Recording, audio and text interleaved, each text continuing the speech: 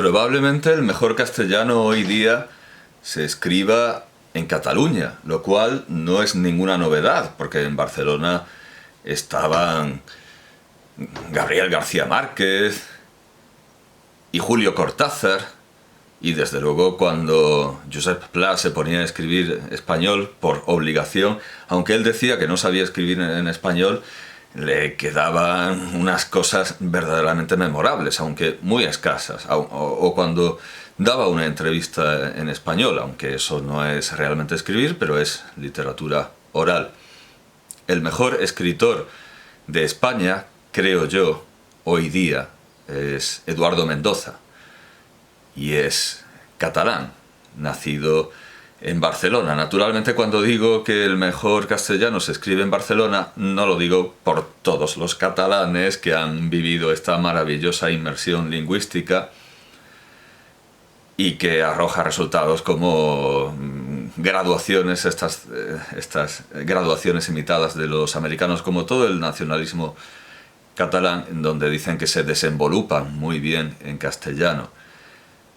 Creo que Eduardo Mendoza no trata este tema de la lengua con la debida profundidad, aunque la trata ciertamente con más profundidad que algunos pensadores de derechas del pasado, del siglo XIX y XX.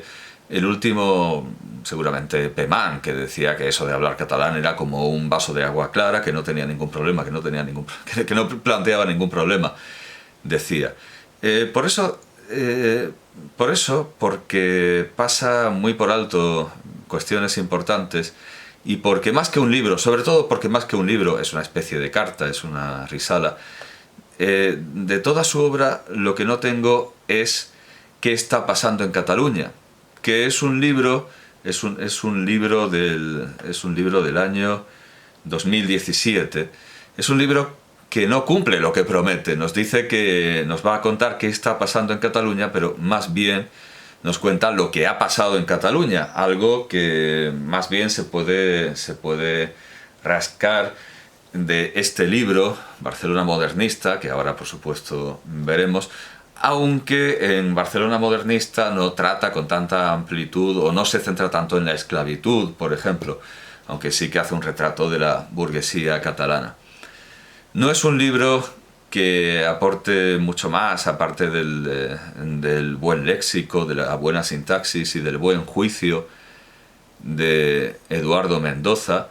Su tesis viene a ser que los catalanes, por un lado, le echan la culpa de todo a Franco, y él se niega a pensar que Franco es una especie de superhéroe que desde el pasado, incluso desde la tumba, controla los destinos de hoy, pero reconoce que sus paisanos, de todos los bandos y en todas las posturas, se sienten cómodos dentro de las nociones franquistas. Y lo que viene a proponer es algo completamente en contra del título. El título es ¿qué está pasando? Y él dice que no hay por qué ser esclavos del pasado, que no hay por qué reproducir concepciones, nociones y estructuras del pasado, siendo las últimas las franquistas, y llama como no podía ser de otra manera, a la sensatez, digamos al seny que Pla decía que no existía, que los catalanes eran cualquier otra cosa menos sensatos. Es un libro para mí insuficiente, es como una carta, es lo que podría haber dicho en una entrevista, aunque es un texto muy meditado, muy pulcro, muy aquilatado, muy medido, pero al fin y al cabo muy breve, y que no resuelve nada. ¿Qué está pasando? Solo nos ha contado lo que ha pasado. Pero de este texto, bueno, desde luego está hecho con muchísima precisión y se diferencia de las entrevistas, que también son un tesoro y que lamentablemente, que yo sepa, no han sido reunidas, nunca han sido recogidas. Son muy pocas, y ahora veremos por qué. Son muy pocas las entrevistas que yo sepa ha concedido Eduardo Mendoza, y que se han consignado, que se han registrado en un medio escrito, porque orales ha dado bastantes más. pero en esas entrevistas no ha hecho gala de tanta prudencia como en qué está pasando en Cataluña, y una muy célebre que voy a adjuntar, por supuesto, y voy a suministrar el enlace.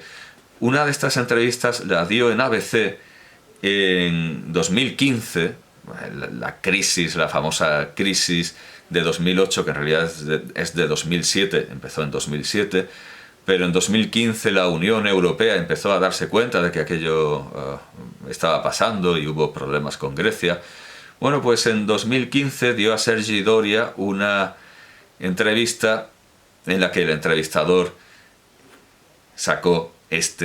puso como titular esta declaración. Eduardo Mendoza, : Desde que murió Aristóteles, los griegos no han dado un palo al agua.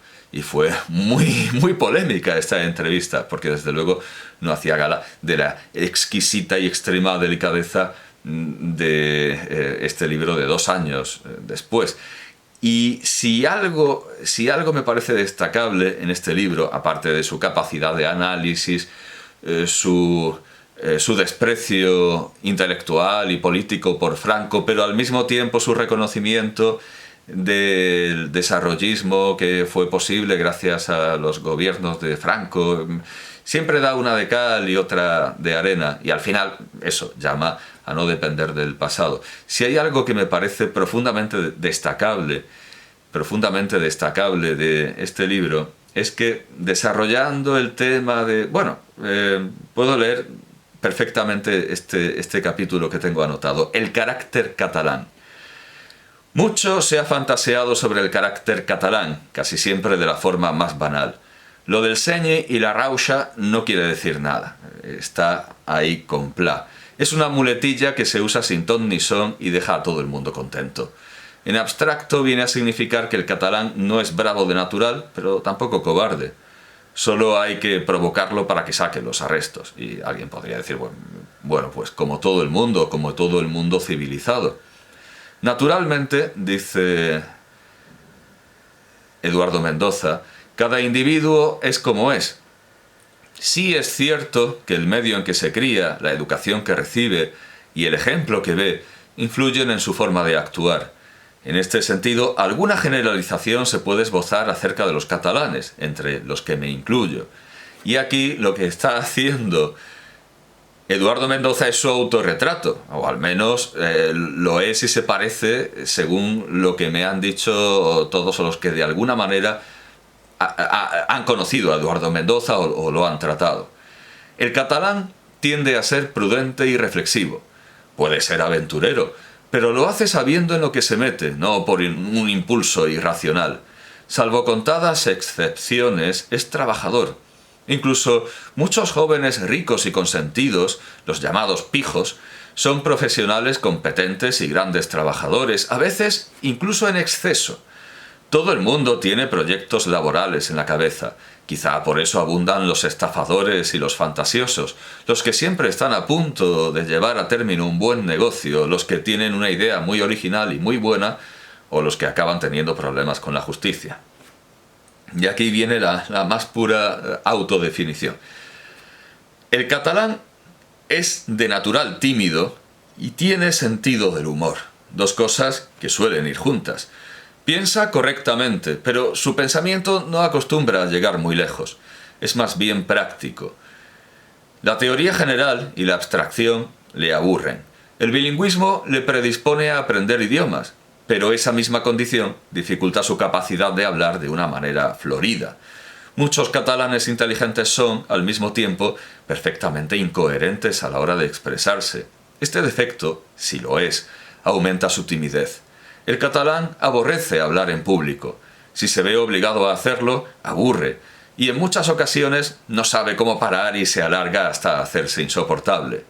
Tiene chispa y es bueno contando chistes. Muchos humoristas españoles han sido y son catalanes sin que nadie lo sepa. Bueno, yo diría que Eduardo Mendoza es hoy por hoy nuestro mayor humorista, nuestro más insigne humorista, y es tímido sin duda.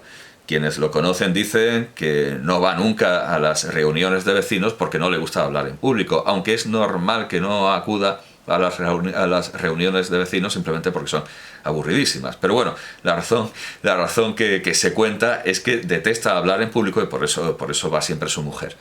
Él es tímido. En cuanto a la tesis del libro, bueno, podríamos resumirlo en este otro párrafo. En realidad, lo que perdura es una concepción de la realidad política impuesta por el franquismo y de la que la sociedad española, incluida la catalana, no se ha sabido desprender, seguramente porque nunca se ha hecho el ejercicio mental necesario para ello. No es la nuestra una cultura dada a este tipo de esfuerzos y, por otra parte, la ficción en que vivimos instalados nos resulta muy cómoda porque proporciona una excusa que vale para casi todo.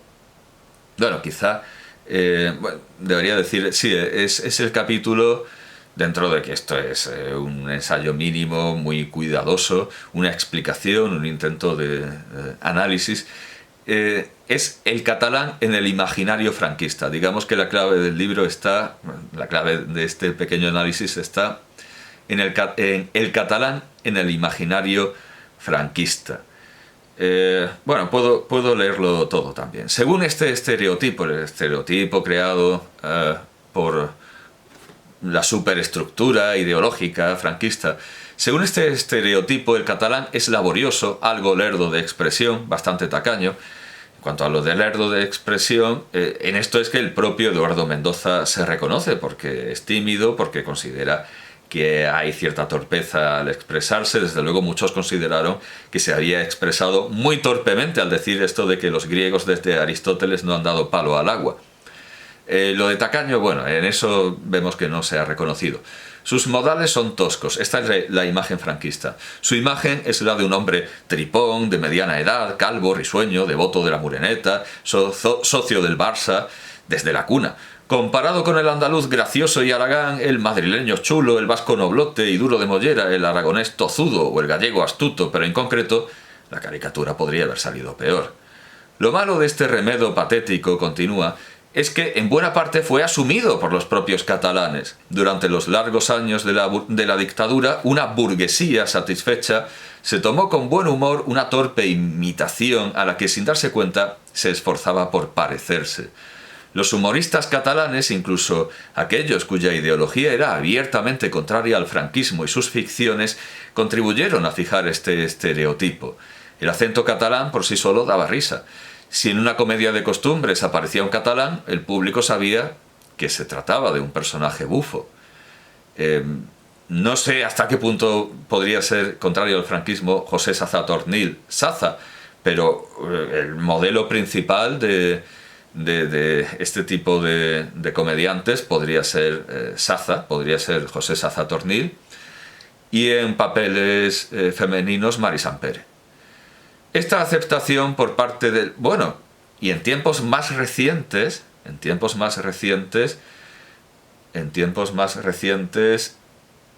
una actriz catalana muy progresista, pero que ha hecho del acento catalán algo pintoresco y ahora no sabría... Ha hecho muchísimas películas con un director catalán que solo hace películas intimistas, homosexuales, muy aburridas. Y ahora mismo soy absolutamente... Y ha presentado muchas veces la gala de los Goya y es una especie de Carol Burnett española, pero es mucho mejor que Carol Burnett.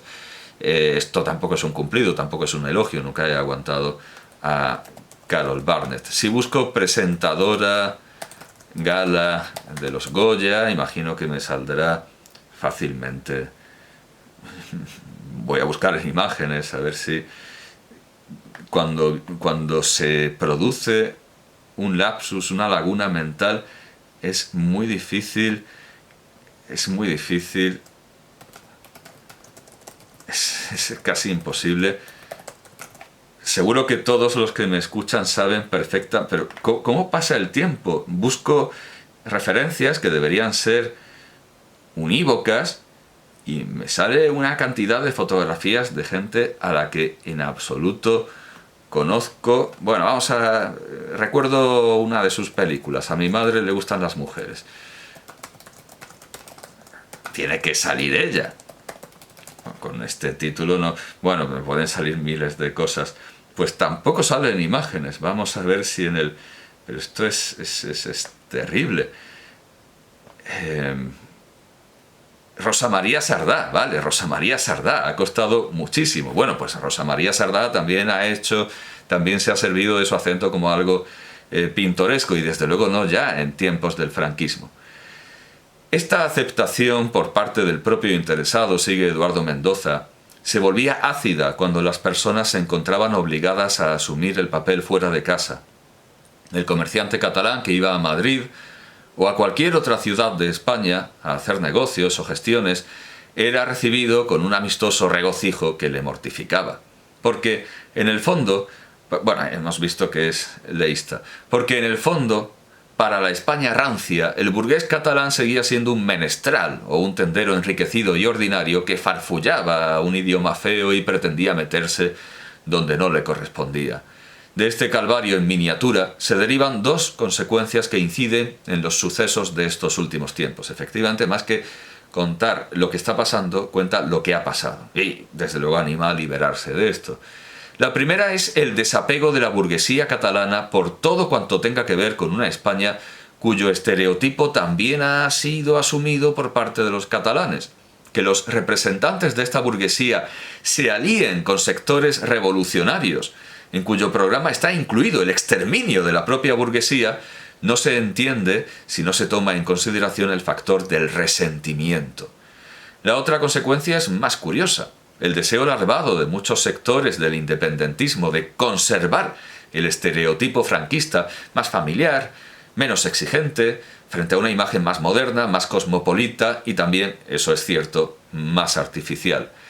De hecho, cuando Albert Boadella se puso al frente de Tabarnia, que vendrían a ser las provincias modernas, Tarragona y Barcelona, las provincias modernas, frente a esta Cataluña más cómoda, independentista, que quería independizarse, pero para seguir viviendo en el sueño franquista, al igual que Transnistria quiere seguir viviendo en el sueño soviético, y también Bielorrusia.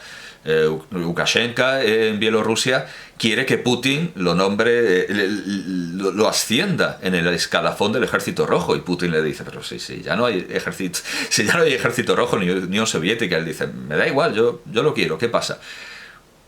Esta es la postura de los independentistas. Ellos son unos nostálgicos del franquismo, que no dicen ya, como podría decir un personaje de Vázquez Montalbán, contra el franquismo vivíamos mejor, sino, no, ellos quieren vivir en el franquismo, como en Transnistria y en Bielorrusia quieren vivir en la Unión Soviética, aunque ya no exista la Unión Soviética. Esto está muy bien visto, pero más que contar lo que está pasando, cuenta, bueno, sí, lo que ha pasado, pero sí, ciertamente. Por eso digo que lo más útil, el corazón de este ensayo está en este capítulo. El deseo larvado de muchos sectores del independentismo de conservar el estereotipo franquista, más familiar, menos exigente, y frente a esta Tabarnia se llamó a las provincias llenas de independentistas Tractoria, porque eran precisamente más rústicos, más gañanes, más coincidentes con el estereotipo franquista, de una Cataluña de postal, esa Cataluña de la que se ríe Boadella en el caso del señor Floyd y Mr. Pla. Hay una escena en la que hay una vieja tirando de una cuerda, una escena rural, y llega Josep Pla a reírse de esa Cataluña de postal, de esa Cataluña pintoresca. En realidad, dice, concluye, ya lo he leído, pero ahora tiene pleno sentido, concluye Eduardo Mendoza, en realidad lo que perdura es una concepción de la realidad política impuesta por el franquismo y de la que la sociedad española, incluida la catalana, no se ha sabido desprender, seguramente porque nunca se ha hecho el ejercicio mental, y Eduardo Mendoza está llamando a este ejercicio mental, el ejercicio mental necesario para ello. Está llamando al análisis, es lo que hace en su libro.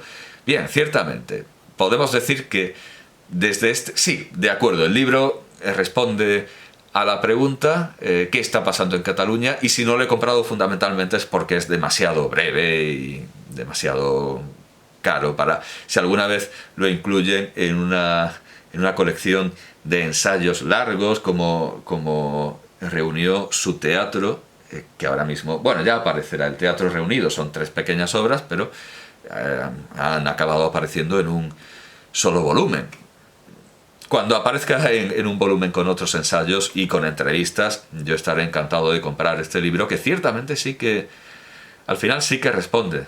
No lo había pensado bien, pero este solo capítulo responde a todo y es certero y da en el corazón del problema. No es la nuestra una cultura dada a este tipo de esfuerzos, dice, y por otra parte la ficción en que vivimos instalados nos resulta muy cómoda, porque proporciona una excusa que vale para casi todo.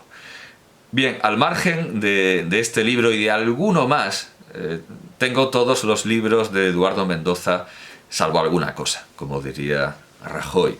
Azorín decía que guardaba, casi como una licorera, los artículos en castellano de Maragall, y que los leía con el mismo deleite con el que yo leo a Azorín y con el que cualquiera imagino que lee a Azorín, como si fuera un coñac añejo que se disfruta paladeándolo poco a poco, como aquel eslogan publicitario de una marca de coñac, Magno. Un poco de Magno es mucho, pues un poco de Azorín es mucho, y un poco de Eduardo Mendoza también es mucho.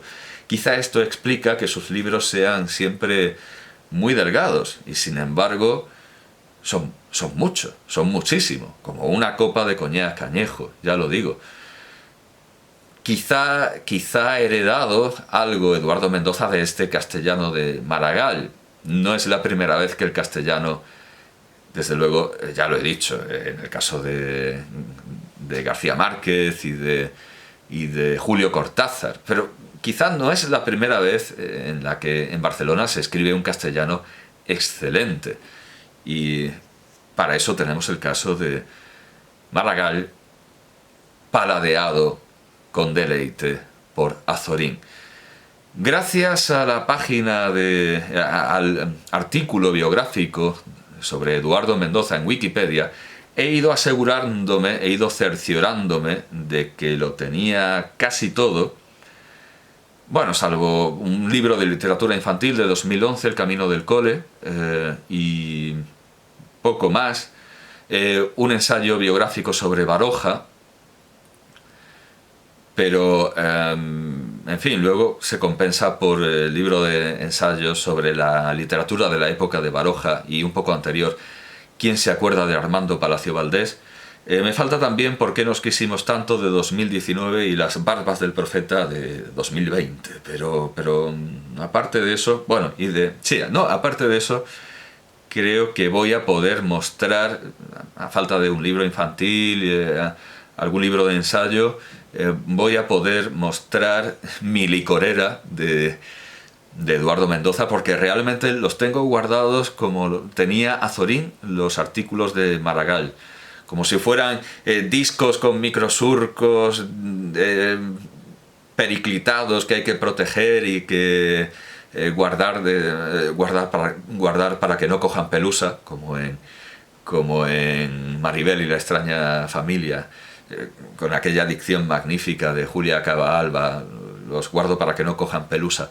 Bueno, pues de la misma manera yo guardo en un estante bajo, como un auténtico tesoro que paladear de vez en cuando, siempre con el máximo aprovechamiento y el máximo placer, los libros de Eduardo Mendoza, desde el primero, desde la novela de 1975, La verdad sobre el caso Savolta, que por cierto debería ir concertando las novelas y los libros con las adaptaciones cinematográficas.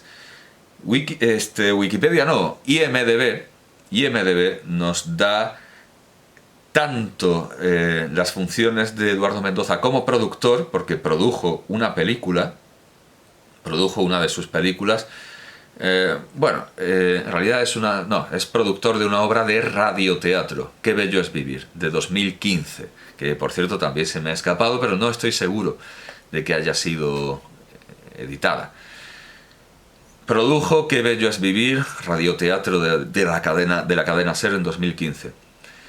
Escribió 9 películas, o mejor dicho, hay 9 películas basadas en las novelas, casi siempre en las novelas de Eduardo Mendoza, desde el año 1980, que es precisamente la inspirada en La verdad sobre el caso Savolta, una magnífica película. Yo creo que la mejor adaptación, no las he visto todas, casi todas las adaptaciones me han dejado mal sabor y me parece que no reflejan ni por asomo ni por pienso la magnífica prosa de Eduardo Mendoza.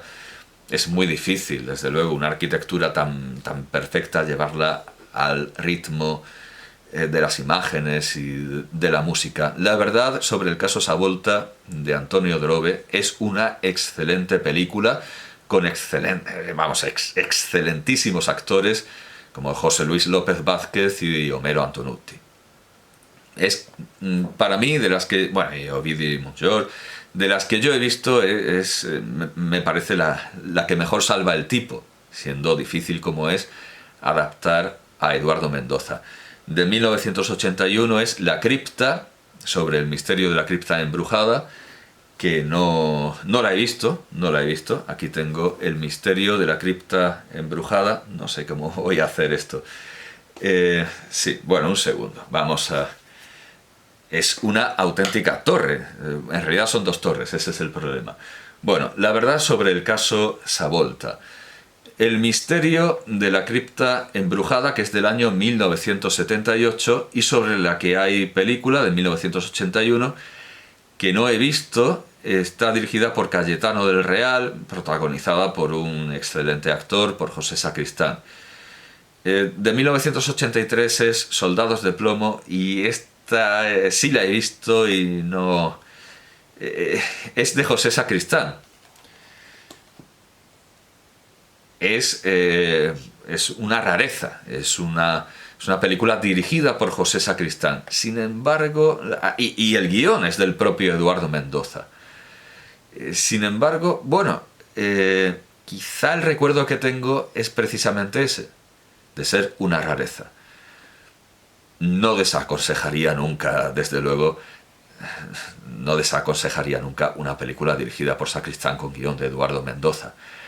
Me pareció extraña, sí, me pareció seguramente muy extraña, pero quizá no estaba en las mejores condiciones para apreciarla. Tomemos nota de que el guión es de Mendoza y la dirección de Sacristán. De 1992 es Restauració. Por supuesto que no la he visto, porque es de Ariel García Valdés, y supongo que no habrá salido de Cataluña. Así que sale Pere Ponce como en el papel de Alfonso. A lo mejor sí la he visto. Sale Pere Ponce en el papel de Alfonso XII. No. He visto películas catalanas con Alfonso XII, pero con muchos más personajes. No es.